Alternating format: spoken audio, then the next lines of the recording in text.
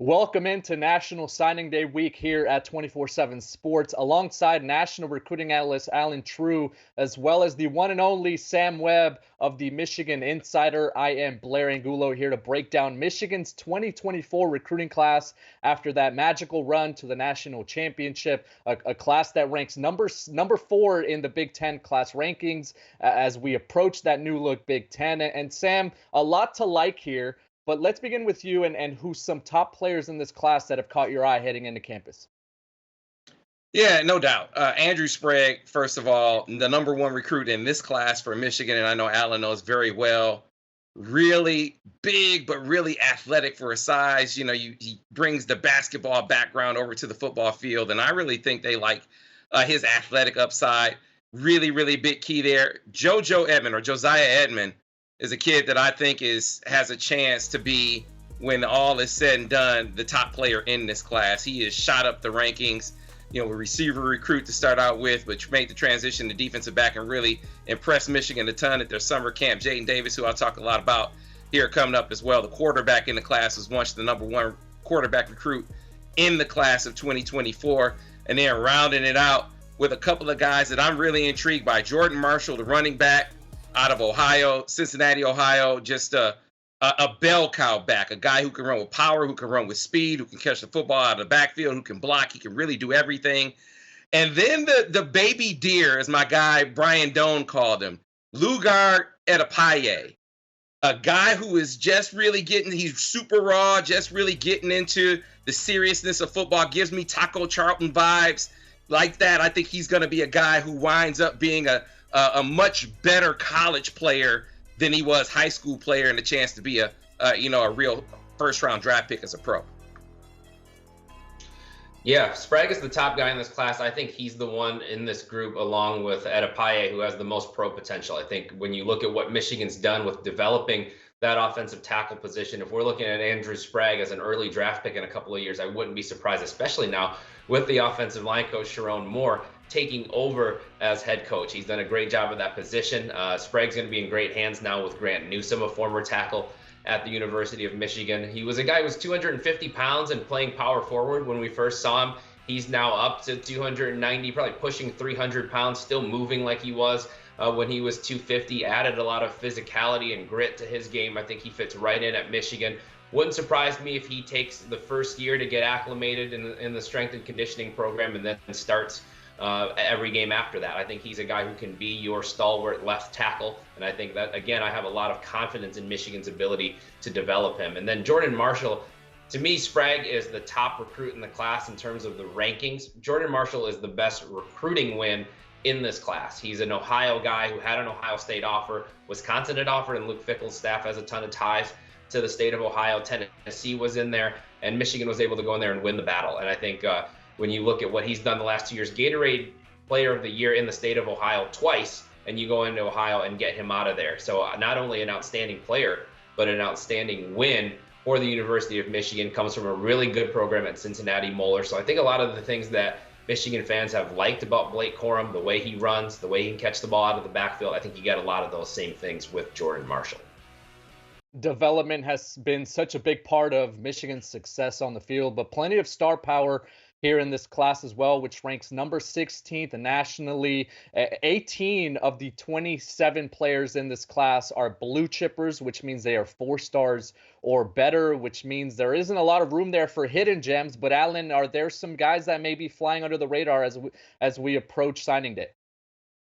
Yeah, there are. I just talked about Michigan's development on the offensive line. I think they've done an equally good job of developing the defensive line, and some of the guys who have been impact guys on the defensive line weren't necessarily top-end recruits. So I like their chances of developing a guy like Manuel Bagel, who comes to them from the state of Connecticut, but is originally from Germany. And that's why I think he's a little bit of a hidden gem, because he hasn't played American football for very long, just starting to kind of figure out the game. You saw the light, I think, come on the last couple of years I still think there's so much room for upside there and development. He's a really, really good athlete. I just don't think you see guys who move as well as he does and get off the ball as well as he does at 6'5", 285 pounds. And so, again, when you look at going to the staff, and we don't entirely know what the defensive staff makeup is going to look like, we do know Mike Elston's going to be there, and he's been a developer over the years. He's developed players similar to Manuel Bagel at Notre Dame and then now at Michigan. And so I think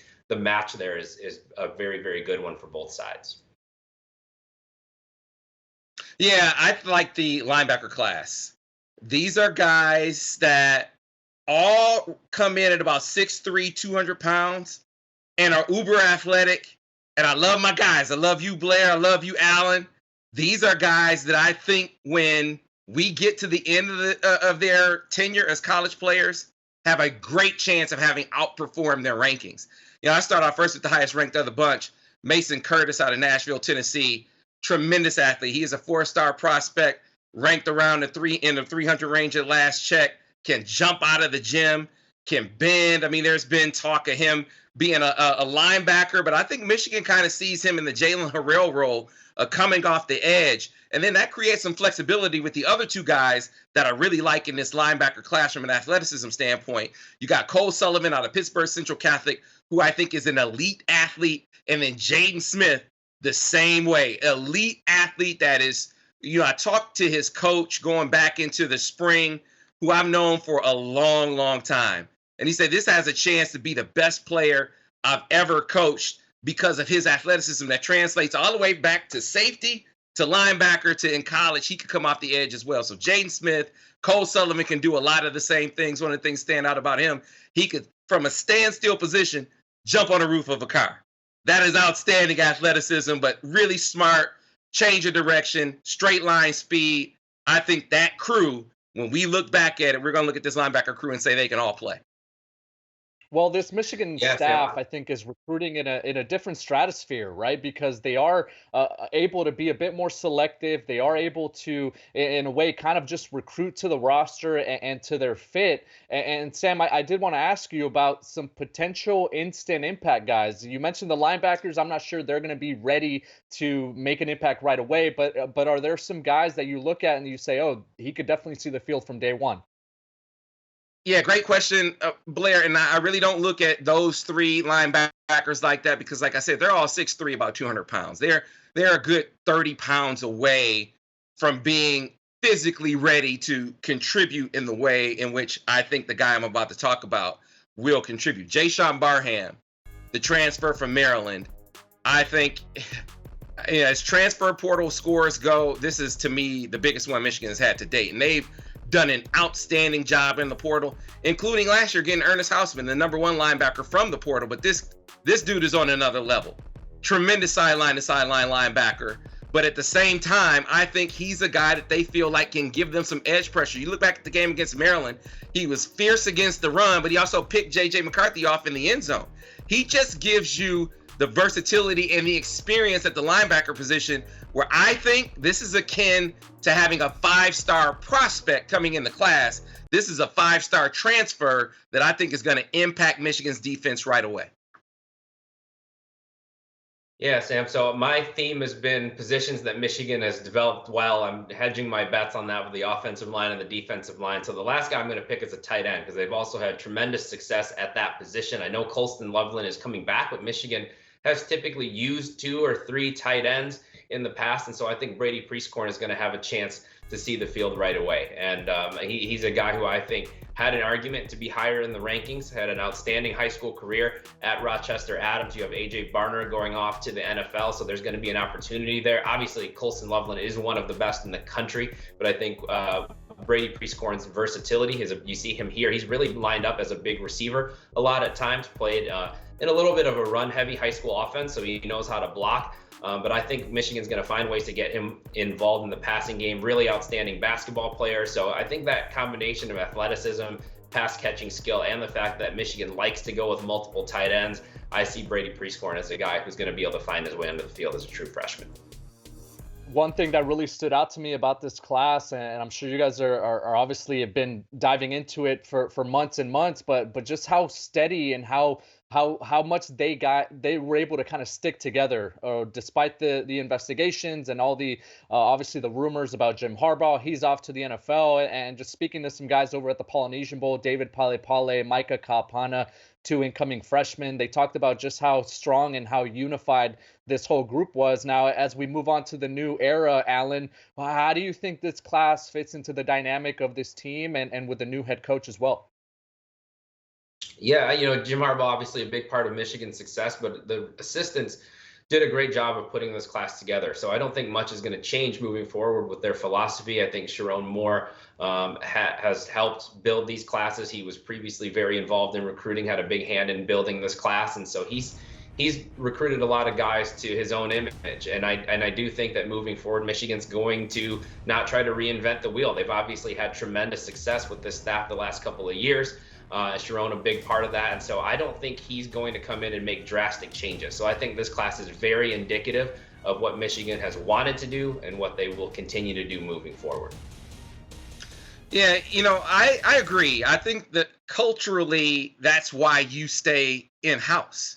So not too much changes. So there's a lot of carryover of all the positive attributes that you had from the program in the past. Recruiting wise, as far as approach, I do think that changes a bit. I think that there are going to be more resources invested in recruiting because that's who Sharon was as a recruiter. He's a spray the area, be everywhere, have excellent scouting. I think he's going to do that. But as far as the culture of the program, the culture of this recruiting class, I mean, it's embodied in the quarterback recruiting class, Jaden Davis, who had real reservations about, do I come when Jim Harbaugh is on the fence and then Jim leaves? And undoubtedly, he was disappointed. But if you talk to some of the coaches, you talk to some of the players around, you wouldn't know it with the way that he reacted. He was showing positive energy to the guys as they got ready to embrace the new era of Michigan football, bringing you a lot of the leadership attributes that they saw on the recruiting trail. He's already showing it off the field as a guy that could be the quarterback of the future for Michigan. Michigan, number 16th here in the 2024 class rankings. And you might be wondering whether that's too low for a program that is coming off college football playoff appearances and winning a national title. But remember, we usually see that explosion, that boom right after. So we're going to expect the Wolverines to recruit at a very high level. Treiu and Sam Webb are going to do a fantastic job of covering it over at the Michigan Insider, the Michigan site on the 24/7 Sports Network. Thanks so much for joining us, guys.